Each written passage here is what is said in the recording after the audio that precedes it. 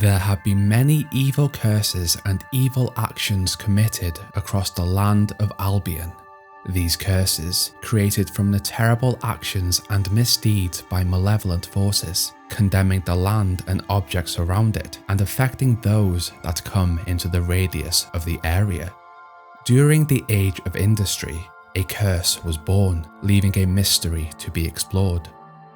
What was this curse, and what did it affect? Here we explore, in the lore behind Sunset House. Located close to the dangerous Hollow-Man-infested region of Morningwood, just past its iron gates lies the region known to those around as Sunset House. While believed by some to be cursed, with all curses, this region was once a joyful place with a family that resided there. Although close to the Morningwood region, stepping on to the stunning plot of land showed no connection to the deadly region. Gathered from leftover photographs of the home before its curse, back then stood a strong home surrounded by tall trees, a lavish staircase, and an impressive decorative water feature. Entering the grounds, those visiting would instantly view the luscious greenery with small lakes, immense trees and bushes. A visitor would be amazed by the affluence this region appeared to show. To the left, the ground had their very own demon door, just waiting for someone to solve its riddle. Following the path towards the house, to the left, a large gazebo constructed with marble displayed 4 realistic human-sized figures posing in various positions for those sitting in the idyllic garden. To the right of the path stands a strong forest. Nestled just past these trees, a secret golden door. While discoverable by searching the trees, this door appears to have once been a part of a larger structure, although time has worn away what once stood there. During the Age of Industry, the owner of the home purchased the most expensive furniture and art he could find. Portraits of nobility garnished the walls, and items of importance stood upon the expensive flooring. This man had obtained enough money to buy his own land and spend it on whatever he wanted. With his gold, he acquired a bed. Unknown to the owner, this bed had a long history of its own. With its last known location being the Brightwood Tower, it had somehow been put onto the furniture market. While the bed appeared innocent to the average person, it was not. After placing the bed in the home, the owner became aware of strange occurrences throughout the house.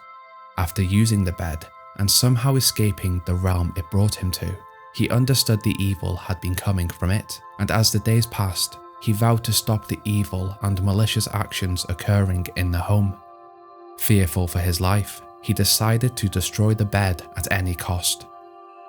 It is said that this bed had a connection to the evil entity known as Chesty. While occupied in Brightwood Tower, the legendary will user, Garth, had taken it there to study, but left it after moving to Samarkand. During his studies, Garth discovered that the bed had the ability to transport its user to a magical realm to meet Chesty. With the house entirely cursed at this point, the owner believed that the only way to destroy it would be to burn down the house with the bed inside. As he set the house on fire, he wrote notes, aware of a slight chance that the house could survive the fire due to the powerful magic involved in the curse. The notes simply warned any who would enter the house not to sleep in the bed, or they would be sent to Chesty's realm.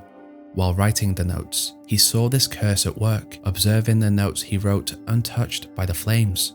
As the house burned, the owner died with it. It is unknown whether he hung himself in the hope that his sacrifice would somehow allow the evil within to die with him, or whether the evil entity within had taken the man with it. That night, the house and all within burned to the ground. The next morning, all that remained was the rubble of the once grand house. Although the owner had made an immense sacrifice, the power of the bed had not broken the curse. If anything, the curse had expanded due to the powerful magic that surrounded the bed. As the sun set each night, the soul of the house appeared where it had once stood. To the locals that witnessed this, it became known as the Sunset House across Albion. While the house itself appeared, There was no way to enter, but the gazebo on the grounds also appeared to be affected by the soul, and so some speculated that these two items were linked. As the sun rose the next morning, the house once again returned to the pile of rubble it actually was. After this tragic event, the grounds lay vacant, and without security, Hobbs moved in to the entrance of the region, attacking any that came too close. Closer to the house, wisps appeared in the woods, simply following the deaths that had happened there. From this, the land merely waited for its curse to be broken. On the hero of Brightwall's journey, they discovered Sunset House, and after realizing that the statues in the gazebo appeared differently to those in the night, they adjusted the statues to match their actions in the night. With this, they broke part of the curse of the house. The magic that had displayed the soul of the house brought back the house in its entirety. Entering, the hero discovered the body of the former owner and the note warning them not to sleep in the bed. With the powerful magic at work, the house appeared to be stuck in time. The interior for the most part was damaged by the fire but not completely destroyed. Inside of the bedroom, the flame still roared but unmoving. It is said that while inside, the hero could hear the screams of those trapped inside, burning in agony. Ignoring the warning, the hero entered the bed and slept. This action brought them to Chesty's realm. With Chesty's nature, the hero played a game of sadistic chess and angered the spirit by killing its friends. Through a twisted series of events, Chesty looked at the hero as a friend, just as their parent had years before. With this, Chesty left the house to the hero and moved on to another location. Returning to Albion, the hero explored the house, discovering a magical mirror. Stepping through, they found themselves in the house before it had been destroyed. With Chesty gone, the evil presence had left the home a safe place to be once again. Only now, the home gave its new owner the ability to jump between realities. One where the interior was destroyed, and one where it was not. While the hero had only been exploring the land, they had unintentionally allowed Chesty to escape the curse that the previous owner had trapped them in. Before leaving the region, the hero used a golden key that they had discovered on their journey and opened the ancient golden door. Inside, they found a lost grotto overtaken by nature.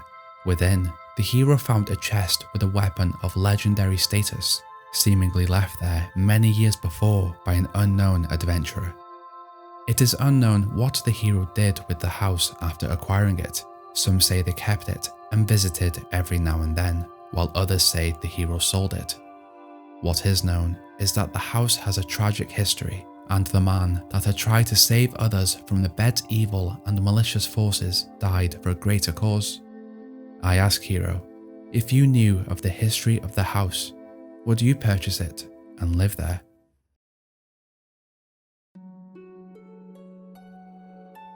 The theory.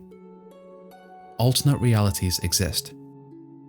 Here, we'll take a theory about the Fable universe and try to attempt to make sense of it using facts and lore from Albion. If you have any theories for future videos, let me know. This week, this is kind of a theory and kind of a suggestion for a feature that I would like to see implemented in the upcoming Fable game by Playground Games. Now this does include brief spoilers for Dragon Age Inquisition and Avengers Endgame. Alternate realities exist and run alongside our own Fable world. Now, first off, I'm a huge Marvel fan, and I absolutely buy into the multiverse theory, that every action or reaction we make creates a completely new timeline to cater for the different choices. Let's say a game developer has the ability to make Fable Legends or Fable 4. By making this choice, two realities are formed, one where the world potentially has Fable Legends, and the other where they get Fable 4. These realities coexist without overlapping, unaware of each other's existence. Now, this is where the theory comes in. What if when the owner of Sunset House attempted to destroy the bed, the magic simply formed a connection to a reality where the owner hadn't burned it down, and he'd simply left the house instead, and now, when jumping through the mirror, you're simply viewing the same Albion, but where this terrible action hadn't happened. Point 1. We have seen it happen in other locations. Now, while the Sunset House region would perfectly support this theory, let's look at the Snow Globe quest in Fable 2 DLC. When entering, you find yourself in an Oakvale that has not been destroyed. The villagers are being attacked by these shadow creatures presumably linked to the Shadow Court. Although it isn't confirmed what this actually is, we do know that this region is cursed. In my mind canon, I see this as the event just before Reaver sacrificed the town to the Shadow Court. What if the snow globe is a link to a reality where the hero changes the course of history and saves the town, and creates a new timeline that they then leave to return to their own? I like to think that the majority of the residents were somehow aware of what was to come, and so they evacuated the town, and the few that we do see are the ones left behind. Imagine a timeline where Oakvale had not been destroyed and the massive changes we would have from this. Wraith Marsh wouldn't be a thing. Reaver would have died at a normal age, and this would have rewritten the events of Fable 2.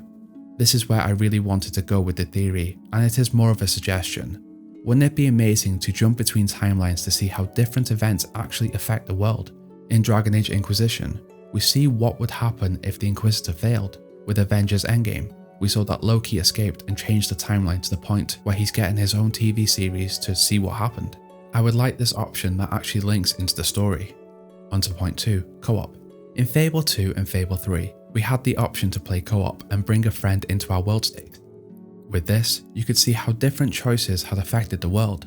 If you give the deeds to the guard at the beginning of Fable 2, you get the nice Bowerstone Old Town. If you give them to Arthur, then you get the bad Bowerstone Old Town. Although unconfirmed, I like to think that you are literally jumping to another reality using magic to see what would happen in a world with different choices. Fable is great for the small changes that can be made with different decisions. With this theory, the co-op option perfectly supports the possibility that multiple timelines run alongside each other without confliction. With Teresa's ability of foresight, I like to think that she can see all of these timelines, and that is why she nudges you in a certain direction to get the right outcome. She'll see how evil you can be or how good you can be. Point 3. The real reason for this theory, the what if scenario. With a new Fable coming up, I would love to see Playground implement a system where you can jump between timelines and realities, or at least view them and see this somehow be part of the story to help the hero do whatever their quest is. Now, if the new Fable does use some of the same characters or storylines, which we do know is happening due to seeing the guild seal, which shows that heroes probably exist and so does the Heroes Guild, what if we play in a timeline of Albion where a major event hadn't happened and therefore completely changes Albion?